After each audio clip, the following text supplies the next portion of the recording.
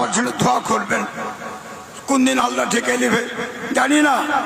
আর আমার ছেলেকে রেখে গেলাম। আর একটা কথা বলে যাচ্ছি, সেটা হচ্ছে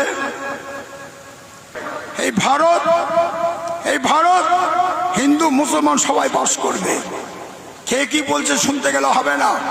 সব মৌলানা আলেম উলামা, সিলসিলা আলেম উলামা এক হতে হবে, এক হয়ে লড়তে হবে। এখন ঘুমাবার টাইম নেই, ও কাফের ও মুশরিক বলার টাইম নেই। বুঝেছেন কথা? কিছু কিছু আলেম আছে, তারা আগে ছিল রাজমিস্ত্রি, পুঁথিগত বিদ্যা শিখে তিনি এই লাইনটা বেছে নিয়েছে, নিয়ে ফুরফুরাকে ধোলাই দিচ্ছে। নাম বলবো না, হাইলাইট হয়ে যাবে। নাম বলবো না, হাইলাইট হয়ে যাবে। তিনি ফুরফুরাকে গাল দিচ্ছেন। হ্যাঁ, যাবিনি ওখানে, যেও না। কি আছে, কত কি কথা। অনেক রকম দল বেরোবে।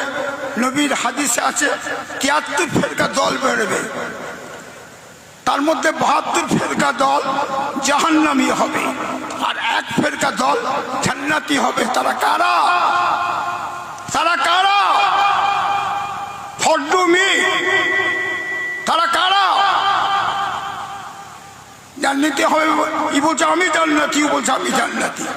এর মধ্যে আমাদের বেছে নিতে হবে। এ গেল একটা মৌলানা, বুঝেছেন কথা? রাজমিস্ত্রি থেকে তিনি হজ করে বেড়াচ্ছেন। আরেকজন ঝলসায় উঠে খুব হাসাহাসি করে, উঠি বলে মিলাদ চলবে না। লাও বাবা, মিলাদের উপর অত রাগ কেন?